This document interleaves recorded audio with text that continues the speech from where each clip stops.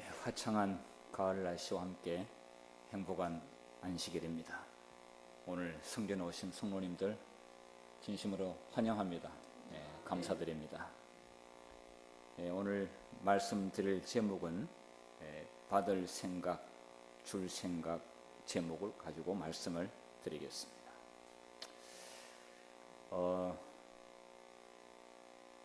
우리의 생각 가운데서 늘 항상 있는 것은 우리가 내게 이익이 될 것인가 이익이 안 될 것인가를 생각하고 행동을 하지요. 사람들은 줄 생각을 하는 사람이 있고 받을 생각을 하는 사람이 있습니다. 그런데 어느 것이 더 많은가? 나는 줄 생각이 많은 사람인가? 받아야 된다고 생각하는 게 많은가? 글쎄요, 둘 다이기도 하겠지만은 저울 때에서 어느 쪽이 더 많은가? 만약에 그렇지 않다고 한다면은 줄 게 별로 없다고 생각하게 되면은 왜 없는지 한번 생각해 볼 필요가 있습니다. 여러분, 클로바 아시죠? 새 클로버가 있고 4개짜리도 있습니다. 자, 3개에 있는 클로버 꽃말은 행복이란 뜻이죠. 그런데 이 3개의 잎이 각자 믿음, 소망, 사랑이라고 합니다. 그래서 믿음, 소망, 사랑이 있으면은 행복하다고 그래요. 그리고 아일랜드 국가의 그 나라의 꽃이 성부, 성자, 성령 이렇게 의미를 부여한다고 합니다. 자, 3개의 잎이 있는 것은 흔합니다. 거의 대부분이지요. 그런데 사람들은 3개는 안 찾습니다. 몇 개짜리를 찾나요? 4개짜리를 찾는데 왜 찾나요? 행운이 있다고 해서 찾지요. 정말 그거 찾으면 행운이 올까요? 자, 4개짜리를 사람들은 찾습니다. 3개짜리는 거들떠 보지도 않습니다. 자, 그런데 4개의 클로버, 4개 잎이 있는 클로버는 행운이라고, 꽃말이 행운이라고 하는데, 여기에는 희망, 신앙, 사랑, 행운 이렇게 각자의 잎이 이렇게 정해졌습니다. 의미를 부여해요. 자, 근데 행운이란 말이 좀 거슬립니다. 제가 느끼기에는. 행운이라는 말은 교회에서 그렇게 중요시 여기는 부분이 아닙니다. 여기 희망, 신앙, 사랑은 늘 강조하죠. 믿음, 소망, 사랑, 그 중에 제일은 사랑이라 늘 강조하지만은 4개의 잎이 들어있는 클로바에 행운이라고 하는 이 꽃말은 사람들이 왜 넣었을까? 왜 이 말을 넣었을까? 그런데 사실은 하나님께서 붙인 것은 아니죠. 하나님은 이 모양 속에 이미 자신이 누구인지를 드러내셨어요. 자, 이 3개이든 4개이든 꽃잎의 모양이 무슨 모양이에요? 하트 모양이죠. 여러분, 내일 저기 철원에 가서 꽃 구경을 하게 될 텐데, 아주 시큰하게 될 터인데, 모양이 가장 많은 잎이든지 꽃이든지 그 모양이 가장 많은 모양이 어떤 모양인지 한번 자세히 들여다보세요. 실제로 한번 보세요. 그러면 하트 모양이 가장 많이 있습니다. 자, 그래서 이 생애의 빛을 보게 되면은 피어나는 꽃봉오리마다 돋아나는 풀잎마다 하나님은 사랑이시라 이렇게 나타난다고 말씀을 했어요. 실제로 그렇습니다. 그런데 여기에 사람이 넣었는데 4개의 클로바에는 행운이라는 꽃말을 넣었는데 사실 행운이라는 말을 넣는 데는 동기가 조금 이기심이 들어 있습니다. 자, 행운이라는 말을 한번 살펴보겠습니다. 다행스럽고 좋은 운수나 운명에게 행운이란 말의 정의입니다. 요즘은 AI가 대답을 다 해줍니다. 이제는 뭐 변호사 만날 필요도 없어요. AI가 다 말해주고 뭐 공부 안 해도 다 대답 다 해줍니다. AI가. 자, 그래서 행운은 그런데 그것이 타인을 위한 게 아니라 나에게 나 중심으로 그렇게 생각하는 것입니다. 그래서 나에게 행운이 남보다는 나에게 더 좋은 일이 그렇게 의미가 들어 있습니다. 자, 이렇게 해석한다면 다른 사람과 비교해서 얻어지는 그런 뭔가 좀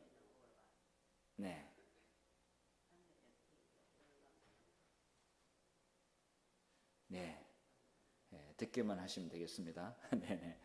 자, 그래서 상대적 비교 우월감의 행복이 들어있어요. 살짝 집어넣지만은 가만히 들여다보게 되면은 나 중심적으로 생각하는 그 자체가 사실은 하나님의 정신하고는 다릅니다. 이기적 본성이 좀 들어있습니다.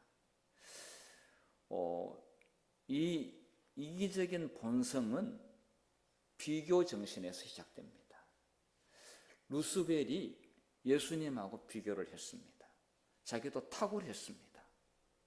그리고 정말 아름다웠다고 했습니다. 그런데 예수님은 더 뛰어났고 아름다웠습니다. 자기도 충분히 만족할 만한데 비교를 하다 보니까 못하다는 생각이 들어왔습니다. 그래서 루스벨은 끊임없이 예수님과 비교하면서부터 이 마음 가운데 이기적인 생각이 들어오기 시작했습니다. 이 죄가 비교와 이기적인 본성에서 시작됐다고 하는 것이 좀 놀랍습니다. 아무것도 아니라고 생각했던 이 부분이 이렇게 큰 파장을 몰고 오고 결과가 이렇게 참혹하게 될 거라고는 아무도 생각을 하지 못했습니다. 본인 루스벨 자신도 그렇게 생각 안 했습니다. 내가 못할 게 뭐 있냐 이거지. 내가 예수님 자리에 하고 내가 함께 같이 하는 일에 대해서 내가 무슨 큰 욕심이 있어서 하는 게 아니다. 뭐 이런 식으로 좀 합리화를 했을 것입니다. 자, 그런데요, 이 이기적인 본성 속에 또 비교를 통해서 얻어지는 이런 것에는 별로 감사가 없어요. 별로 감사가 없는데 이거를 자세히 좀 들여다 볼 수 있는데 교회 지남 9월호에 보면은 어느 분이 글을 썼습니다. 거기에 이 네이클로버 이야기를 하면서 이기적 본성에 대해서 이렇게 좀 아주 세밀하게 정리를 이렇게 했어요. 자, 비교 본성, 이것은 잘못된 행복을 추구하는 본성이다 이거야. 이 하나님이 주신 행복은 모두가 다 좋아야 됩니다.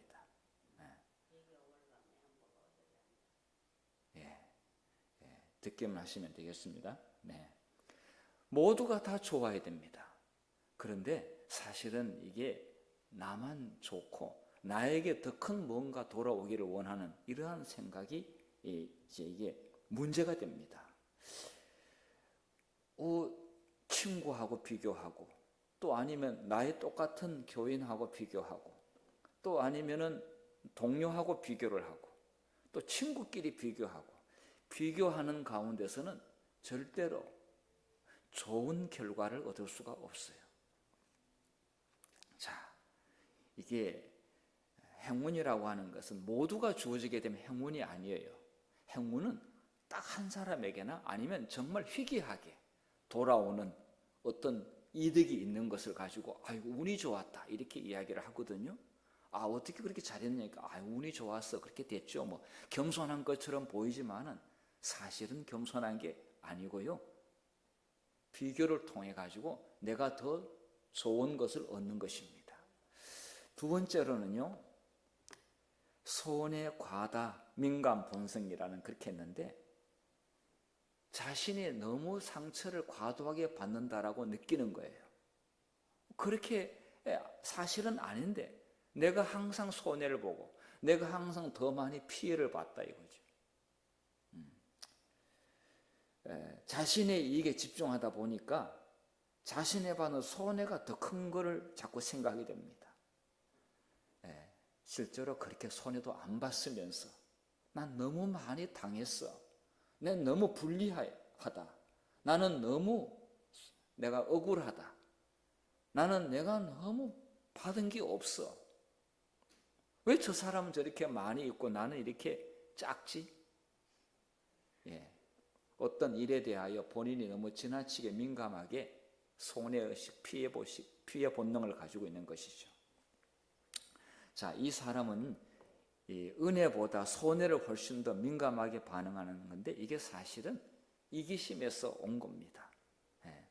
본인이 받은 이 은혜와 사랑을 많음에도 불구하고 항상 그 조금 본 거, 조금 거 이렇게 해서 작은 것에 대해서 크게 그걸 보고 있는 것입니다. 집에 가서도 그 생각하고 있고, 교회 와가지고 예배 드리면서도 그 생각하고 있고, 어디 갈 때도 그 생각하고 있고, 그 생각에서 못 벗어나는 거죠. 자, 그 다음에 세 번째로는 조건적 대응 본성이라고 그러는데, 상처를 잘 주는 본성이 있습니다. 자, 조건적으로 상대방을 대하는 것이죠. 내가 내인데 요것만큼 줬다, 나도 너에게 요것만큼만 줄 거다. 자, 받을 생각이 가득하다 보니까 줄 생각 별로 없습니다. 그래서 이것은 부정적으로 보게 되면은 당한 만큼 갚아주는 그런 생각을 하게 되는 것이죠. 받은 만큼만 준다 이거야. 근데 받은 만큼만 주는 게 아니라 덜 주지요, 덜 줍니다 이게. 근데 막 이런 식으로 예수를 믿으면 될까요? 그리고 이런 식으로 사회생활을 하면은 그 사람 행복할까요?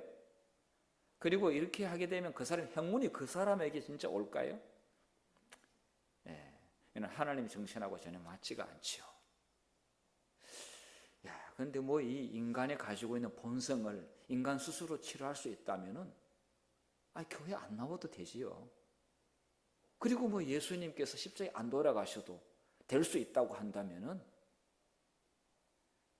인간 스스로 자기의 이 본성을 잘 컨트롤하거나 수양을 잘해가지고 이 마음을, 이기심을 전부 다 없애서 정말 이타적인 마음으로 바꿔놓겠지요. 안 됩니다. 안 돼요. 될 수 있다면 하나님이 그렇게 하라고 했겠죠.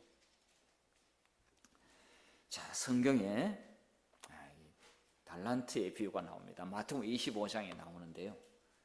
자, 25장 13절부터 보면은요, 그런즉 깨어 있으라. 너희는 그날과 그 시를 알지 못하느니라. 어떤 사람이 타국에 갈지 그 종들을 불러 자기 소유를 맡긴 것 같으니 각각 그 재능대로 하나에게는 금 5달란트를, 하나에게는 2달란트를, 하나에게는 1달란트를 주고 떠났더니, 자, 이 수없이 들은 이 달란트를 자기가 받았는데, 그런데 문제는 이 1달란트 받은 사람이 땅 속에다가 묻어두었습니다. 여러분께서는 누군가가 골드바 하나를 줬는데 그 골드바 하나를 그냥 가지고 있겠습니까? 그걸 가지고 뭔가 일을 하겠습니까? 아마 자신감이 없는 사람은 장롱 속에다가 쑥 깊숙이 넣을 겁니다. 왜냐하면 큰 값이 너무 좋거든요. 지금은 뭐 큰 값이 그냥 하늘로 솟고 있습니다. 우리는 그림의 떡이에요. 자, 그런데 그런 사람은 하늘나라에 성경대로 말하면 간다고 그랬습니까? 못 간다고 그랬습니까? 못 가요. 지금 금 골드바 이야기하는 게 아니겠죠? 하나님께서 각자에게 줬는데 다른 사람에게 나눠주는 일을 안 한다 이거죠. 받을 생각만 했지 주는 일이 없는 그런 차원에서 이 사람은 가장 어리석은 일을 하고 있는데, 정말 이러한 것을 땅속에 파묻어 둔다고 하는 그 사람은 정말 주신 자 입장에서 봤을 때 가장 화날 수 있는 이야기입니다. 귀한 것을 줬는데 자기 혼자만 가지고 있고 이걸 전혀 나누지 않는다고 하게 될 때 준 사람의 생각할 때는 내가 다시는 저놈한테 안 줄 거야. 내가 다시는 저 사람한테 안 줘? 이렇게 할 겁니다. 자, 그런데요, 이 마태복음 25장에는 좀 다른 각도에서 보게 되면 전부 다 주는 이야기예요. 그 25장에는 10처녀 가운데서 미련한 5처녀와 슬기로운 5처녀가 나오는데, 기름을 빛을 나눠주는 사람이 천국 간다고 이야기했어요. 그 다음에 이게 달란트 비유 가운데서는 그 달란트를 더 많이 나눠주니까 배가 되고 불어났습니다. 그것도 주는 이야기를 하고 있습니다. 그 다음에 세 번째 양과 염소의 비유 가운데서도 주는 이야기를 하고 있는데, 지극히 작은 자에게 한 것이 내게 한 것이라. 교도소 갔는데 찾아봤느냐? 언제 주님이 교도소에 갔습니까? 가난한 자에게 뭐 좀 줬느냐 그러니까, 우리 다 줬습니다. 근데 누구한테 줬느냐? 나에게는 안 줬어요. 우리가 언제 주님한테 안 드렸습니까? 지극히 보잘것없는 자에게 준 것이 내게 준 것이다. 주는 이야기예요. 자, 인간은 본성이 이게 받을 생각만 하는 사람이고, 자기 명예, 자기 이름, 자기 자존심, 하여튼 자기 중심인데, 이 예수님 오실 때 이 세 비유를 볼 때 전부 다 주는 이야기를 잘하는, 주는 것을 잘하는 사람이 천국 간다, 이렇게 이야기하고 있습니다. 제가 어느 교회에 있을 때 교도소 방문을 잘 갔어요. 교도소에 제가 잘 간 이유가 왜 갔겠어요? 제가 뭐 이렇게 교도소에 있는 사람들을 방문을 잘하는 그런 사람이라서 간 게 아니에요. 그리고 갈 때 뭐 영치금은 또 주고 와야 되잖아요. 빈손으로 갈 수 없잖아요. 근데 교인들 가운데서 감옥에 들어간 사람이 몇 사람 있었어요. 참 불행하게도. 자, 그런데 사람들이 그 사람 뭐 목사님 방문 가냐고 그러더라고요. 그래서 방문 가는 게, 교인이 교도소에 가 있는데 방문 가는 게 당연하지 않아요? 그러니까 왜 장로님 왜 안 가도 됩니까? 왜 가면 안 돼요? 그러니까 혼나야 된다는 거예요. 그 사람은요. 콩밥 먹어야 된다는 거예요. 그 사람이요. 제가 깜짝 놀랐어요. 제가 볼 때 그 사람 콩밥 먹은 일은 조금은 한 것은 맞지만은, 그러나 우리가 방문 가는데 정말 그때 방문을 가는 게, 근데 본인은 오지 말라고 한사코 얘기해요. 자기가 여기에다가 뭐 번호 붙인 거, 그다 제수복을 입고 그 10분 면회 보는 장소 가운데서 제 얼굴을 본다고 하는 것은 너무 부끄러워서 한사코 오지 말라고 그러는데, 제가 고민 많이 했어요. 아니야. 한 사람은 장기수고요. 한 사람은 장기수 아니에요. 그런데 그 장기수는 살인죄로 이제 들어갔는데 10년 이상 복역을 하는데, 제가 이제 그 교회 갔을 때 한 8년 정도 됐어요. 그런데 그 사람은 제가 가야 되는 사람이에요. 저인데 편지를 애절하게 보내는데 그 편지를 받고 답장 쓰는 걸로 만족하지, 제가 가야 되겠어요. 근데 너무 좋아해요. 지금은 추록해가지고 교회 잘 나오고 있습니다만은 정말 착한 사람이에요. 한순간에 이렇게 눈이 확 돌면은 일을 저지를 수 있겠더라고요. 그런데 우리가 볼 때는 그럴 수 있다는 이해도 가요. 그런데 물론 사람을 죽인 것은 잘못했지요. 그러니까 장기수로 복역을 하고 있는데, 그런데 제가 교도소에 방문을 가는 것 당연한 일 아니에요? 근데 왜 갔냐고 저인데 그러더라고요. 죄값 처리해야 된다는 거죠. 전 사실 충격이었어요. 그래서 제가 혼자서 갔어요. 같이 안 갔어요. 다수가 그런 건 아니지만은 한두 사람이 그렇게 말을 했죠. 다수가 그렇게 생각한 것은 아니었어요. 그런데 나중에 초록한 다음에 지금까지라도 그때 제가 교도소에 방문 가서 결코 잊지 못했어. 지금도 카톡으로 그 이야기는 하지 않지만은 고마워하고 있어요. 제가 여러 그 교회를 거쳐서 이미 아주 세월이 많이 지났지요. 그렇지만은 저와의 그 인간적인 교감을 함께 나누고 있습니다. 지극히 작은 자, 그러니까 다 모든 사람들이 아니라고 했거나 아니면 다수가 쟤놈은 콩밥 먹어야 돼. 그런데 그거 내게 한 것이다. 이렇게 말씀하고 있어요. 예. 천국 가는 사람의 그 본성 바탕이 뭐냐면은 조건 없이 주는 사람이 천국 간다. 그리고 그런 일을 열심히 하고 있을 때 이 마음 가운데 죄의 본성, 이기심이 올라오지 못하게 미리 싹을 잘라버리는 것이죠. 예수님의 마음을 마음속에 채우는 것이죠. 네. 자, 그래서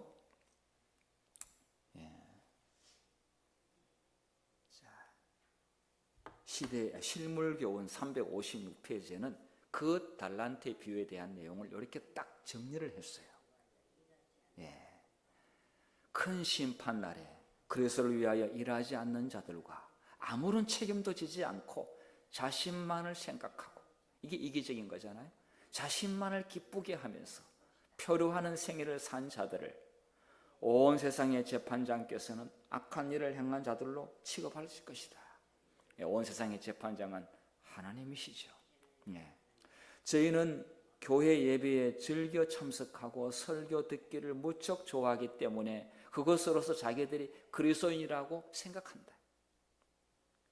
저희는 자신을 위해 사는 일에 저희 일생을 보냈음에도 불구하고 그에게 그 한 달란트를 빼앗으라라고 나중에 선고를 받게 될 때 놀란다 그랬습니다.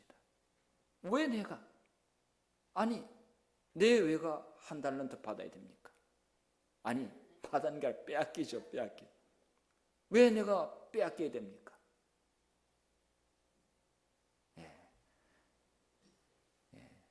주는 본성이 없었어요.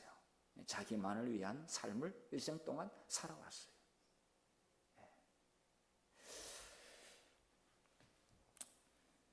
자, 세계의 기부왕이 있습니다. 세계 기부왕 워렌 버핏이 현재 1위입니다. 그리고 오랫동안의 장기간 동안의 기부를 많이 한 사람은 빌 게이츠입니다. 빌 게이츠는 아내와 재산이 나눠져 있습니다. 그래도 불구하고 이 부부가 엄청난 기부를 하고 있습니다. 세 번째로는 블룸버그라고 하는 사람이, 이 사람 통신 방송국도 가지고 있고 굉장히 부자인데 이분도 기부를 많이 합니다. 그 현재로서는 이분이 최근 2년 동안 이분이 지금 1위로 올랐어요. 자, 그런데 그래도 현재 지금 워렌 버핏이 1회 기부한 금액으로 여기 보면은 8조를 한 번에 기부한 일도 있습니다. 이분이 가지고 있는 재산 보면은 207조 원, 기부금 한 게 65조. 하여튼 이건 좀 대략적인 금액입니다. 지금 환율 계산으로 정확히는 할 수 없으나 대략적인 금액이죠. 자, 빌 게이츠와 머린다 게이츠, 이분들 가지고 있는 자산이 있는데 이분들은 연 기부 금액이 한 8조가 됩니다. 그런데 빌 게이츠는 자기 수입의 90%를 기부하기로 선언을 했습니다. 그러니까 10%는 자기가 갖고 그 90% 기부하기로 했는데 10% 자기가 그거 다 쓰겠어요? 워낙 많은 재산이라 그 사람은 10% 자기 다 못 써요. 그 사람이 밥 하루에 5개 먹는 사람도 아니고요. 그런데 자, 이런 기부를 한다고 하더라도 이 세상에 가난하거나 어렵고 뭐 기아로 굶어 죽는 사람들을 또 치료를 못 받고 있는 사람들을 계속해서 엄청나요, 엄청나. 네.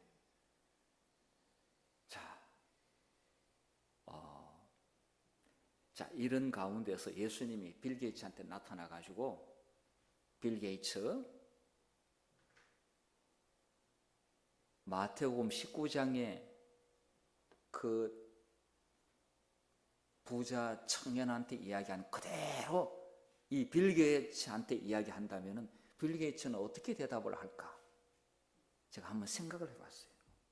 자, 마태복음 19장 21절, 자, 같이 읽겠습니다. 시작.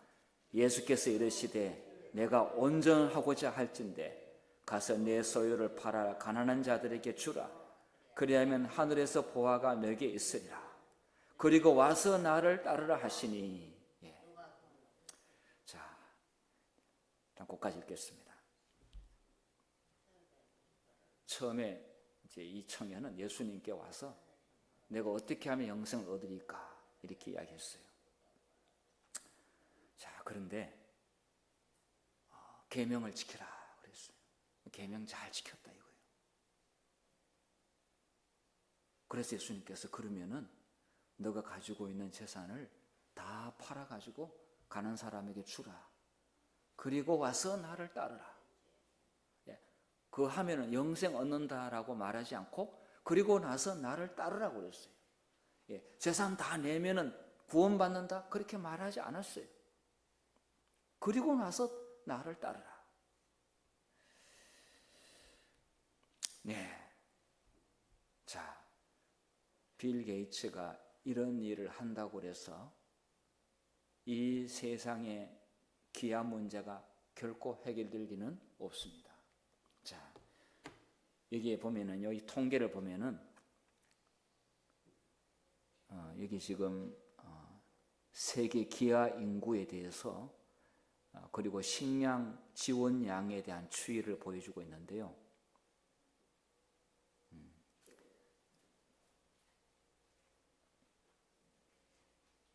자, 식량 지원량은 줄어들고 있습니다.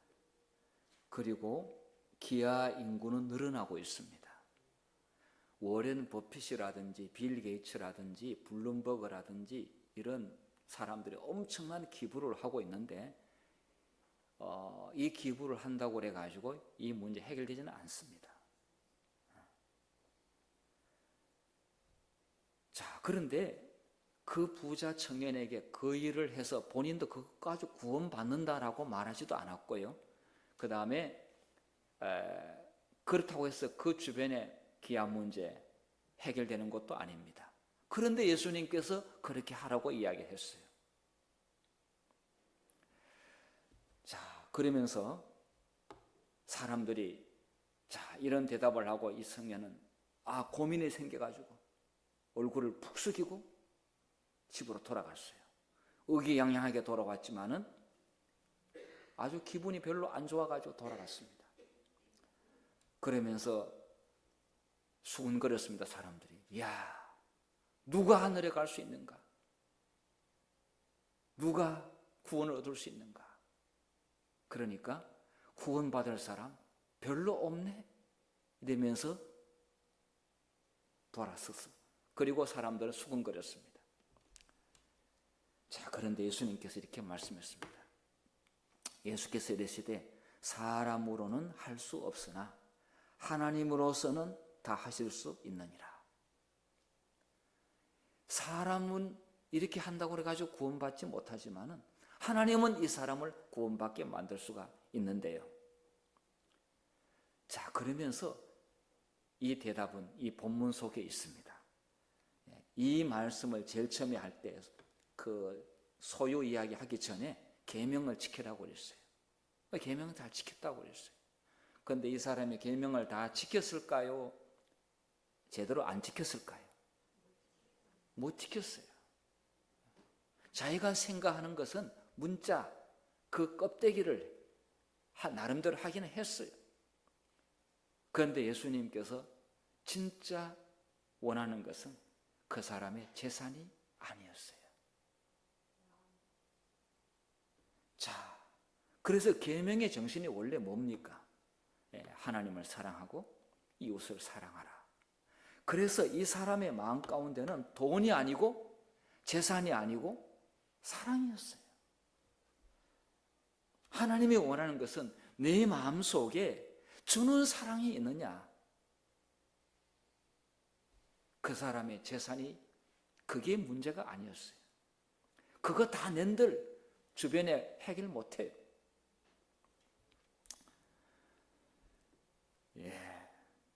그리고 난 다음에 나를 따르라고 그랬어요. 그러니까 예수님의 제자가 되기 위해서는 그거 하고 오라는 것이죠. 그렇게 하고 오면은 그때부터 이제 시작이 되는 것이죠. 그거 해가지고 구원받는 게 아니에요. 그거 하고 난 다음에 나를 따르라. 왜냐하면 그거 안 하고 오면은 예수님을 못 따라요. 약간 수틀리면 그냥 뭐 내 집에 가서 차라리 편하게 살지 뭐하러 내가 예수님을 고생하냐고 그렇게 돌아가 버립니다. 근데 돌아갈 것이 없어야 됩니다. 예수님만 따를 수 있는 사람이 되는 것이 원하는 것이지, 정말 하나님을 사랑하고 이웃을 사랑하는 마음이 내 속에 있느냐, 마음 가운데 이기적 본성이 있는 한 주님의 제자가 안 되는 거예요. 예수님을 따라가지는 못합니다. 우리에게는 욕심이라는 죄가 가슴에 가득 차 있습니다. 아무리 없다고 해도 다 있습니다. 없는 사람이 없어요. 자, 그것을 치우지 아니하면은 예수님께서 우리 마음 가운데 들어올 자리가 없기 때문에 그 부자 청년에게 그렇게 말을 한 겁니다. 그 사람이 주는 정신으로 차 있느냐, 받을 생각으로 차 있느냐.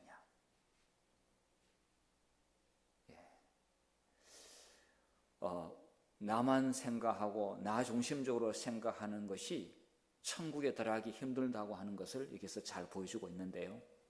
하나님은 재산이 아니고요, 정말 주는 사랑을, 내가 너에게 준 사랑을 너도 가지고 있느냐, 이것을 말씀하고 있습니다. 이 이기적 본성을 치료하는 방법은 세상에는 없어요. 이거를 해결할 수 있는 교육은 세상에 없어요. 오히려 받으면 받을수록 욕심은 더 많고요, 그 다음에 더 높아지고자 하는 생각은 더 많고요, 그 사람 좀 내려오라고 그러면요 안 내려와요. 더 올라가려고 했으면 했지, 내가 교육받은 만큼 내가 이만 대접을 받아야 된다고 생각하지 저 바닥에 내려갑니까? 절대로 안 내려가요. 아니, 세상에는 오히려 가질수록, 교육받을수록, 더 알수록 내려가는 일은 더 안 되는 거예요. 차라리 저 바닥에 있는 사람은 쉬워요. 오히려 아무것도 없으니까, 배운 게 없으니까.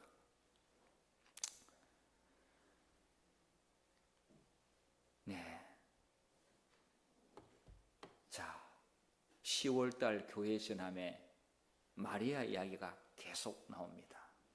아침에 그 내용 읽으실 때 여러분 그 내용을 통해서 어떤 감동을 받으셨는지요? 정말 가만히 생각해 보니까 너무 감동적이었어요. 자, 그 가운데 마리아 한 사람을 좀 이해하면은요, 마리아의 이 옥합을 깨뜨려서 예수님의 발을 자기 머리털로 씻은 것이 이게 하나의 영화의 장면처럼 그렇게 끝날 이야기가 아님을 알 수가 있어요. 예수님이 칭찬할 만합니다. 이 마리아는요, 성경에 7 귀신이 들렸다고 그랬는데 7 귀신이 들렸다는 표현이 귀신 7마리가 들어가 있는가? 뭐 이렇게 생각할 수도 있는데, 아니, 그러면 7이라는 숫자가 이제 그 많고 충분하다는 숫자니까 아주 귀신이 아주 그냥 지극하게 들렸다는 그런 이야기인가?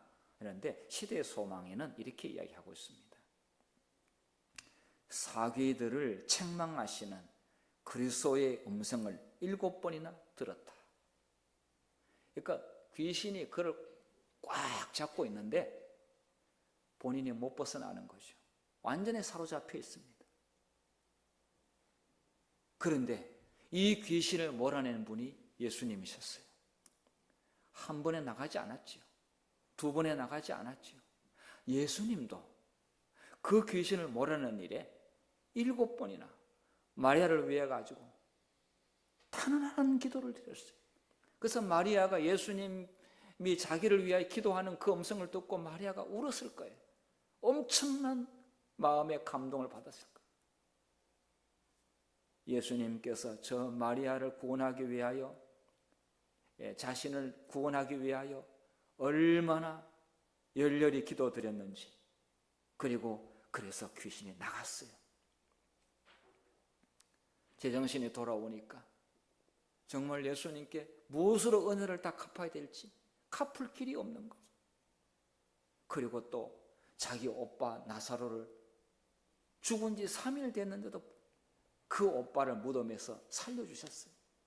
그 오빠가 살아났을 때 동네 사람들, 마을 사람들이 온 유다 땅에 다 퍼졌는데 사람들은 아니 저 가정이 뭐 볼 게 있다고 예수님께서 저렇게 과분한 특혜를 주는가.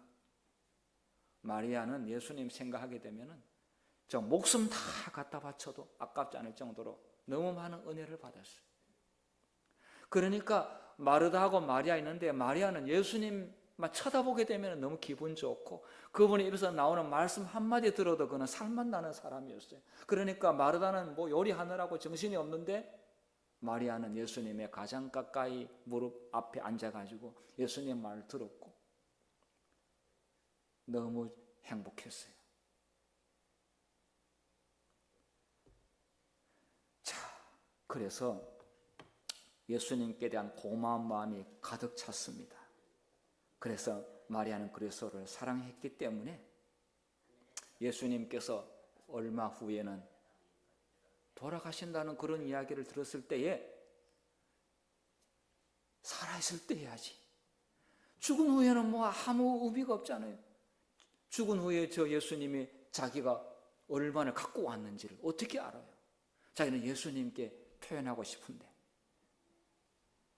죽은 후에 재산을 다 갖다 드린들 우리 주님이 어떻게 알까? 이렇게 마리아는 생각한 거예요.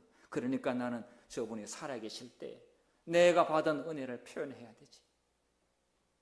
그래서 그 옥합을 그냥 저는 생각할 때는 그냥 부으면 되지 왜 또 항아리를 깨냐고. 그런데요, 이 향기가 나가지 않게 밀봉을 했기 때문에 깨야만이 한 번 깨면은 한 번 열면은 향기가 다 나가지 않습니까? 그러니까 쏟아 부어야 되는 거죠. 그런데 그거를 예수님께 그것도 예수님의 발에다 붓고 자기 머리털로 예수님의 발을 씻었어요. 지극히 천한 종이 가장 존경하는 분에게 최고의 표시를 한 것이죠. 하늘에서 줄기차게 받아 넘쳐 흐르는 사랑이 예수님을 받은 넘치는 사랑을 자기가 그렇게 표현했는데 가룟 유다가 아니 저렇게 비싼 것을 낭비하고 있다라고 저 재산을 팔아서 돈으로 만들어가지고 주면 큰일을 하게 될 텐데 교회도 건축하고 전도 사업도 많이 하고 해외도 보낼 텐데 저거 하고 있다고 비난했지만 예수님께서 마리아의 행동에 대해서 다른 이야기 하지 마라. 이 여인은 그가 할 수 있는 최고를 나인데 표현했다. 자, 우리의 이기심을 치료할 수 있는 유일한 방법은 아버지께서 아들 예수를 우리를 구원하기 위하여 아낌없이 완전히 내어주는 그런 사랑을 베푸셨고 그래서 그것을 알고 있는 자는 절대로 자기를 위하여 살 수가 없고 다른 사람을 위하여 주는 그런 사랑을 가지고 살게 된다는 말씀을 하고 있습니다. 많이 용서받은 자가 많이 사랑한다고 말씀하고 있는 것이죠. 로마서 8장 32절 말씀 읽겠습니다. 시작. 자기 아들을 아끼지 아니하시고 우리 모든 사람을 위하여 내주시니가 어찌 그 아들과 함께 모든 것을 우리에게 주시지 아니하겠느냐. 정말 예수님이 우리를 위해서 무엇을 주셨는지, 아버지께서 우리를 위하여 자기 아들을 완전히 주시는, 다 주는 사랑을, 그러니까 아들을 줬다고 하는 이 이야기는, 독생자 아들을 줬다는 이야기는 아버지 안에 있는 모든 것을 다 줬다는 이야기죠. 하나님이 가지고 있는 것을 우리에게 다 줬다는 이야기와 마찬가지입니다. 아버지가 내 안에, 내가 아버지 안에. 그러니까 아들을 준 것은 아버지 자신을 준 것입니다. 다 준 것입니다. 어떻게 이 십자가가 우리에게 주는 그 의미는 아버지께서 우리를 위하여 남김없이 자기 존재를 다 우리에게 주셨다는 것입니다. 만약에 우리가 마리아는 예수님이 십자가 돌아가실 때 가장 가까이 있었고 또 무덤에 가장 먼저 달려간 여자였고 그리고 가장 많이 울었던 여자였습니다. 그런데 그 여인은 예수님 그 사랑을 결코 잊을 수가 없지요. 아마 하늘에 가게 되면은 예수님의 발 앞에 가장 엎드려서 예수님을 붙잡고 기뻐서 좋아할 여인은 이 마리아가 아닌가 이렇게 생각합니다. 받은 사랑이 너무 크기 때문에. 그런데 그것을 예수님께서는 지극히 작은 자에게 하라 이렇게 말씀했습니다. 그것이 곧 내게 한 것이다. 정말 다 주시는 사랑을 했습니다. 테스트하는 것이 아니었습니다. 다 정말 십자가에서. 그래서 이 십자가의 의미를 알고 있는 사람은 욕심을 부릴 수가 없어요. 그 십자가를 알지 못하고 교회 다니면은 아까 얘기했던지, 한 달란트도 빼앗아 가는데 깜짝 놀라고 왜 빼앗아 갑니까? 이렇게 말한다고 그랬어요. 제가 주신 거 잘 지켰지 않느냐 이거예요. 제가 잘 땅속에 묻어두지 않았냐 이거예요. 통장에 그냥 꼭꼭 박아두지 않았냐 이것이. 그런데 나눠주라. 그러면 하늘의 보화가 너에게 주고, 그리고 그 부자 청년에는 그렇게 하고 난 다음에 그걸로 구원받는 게 아니에요.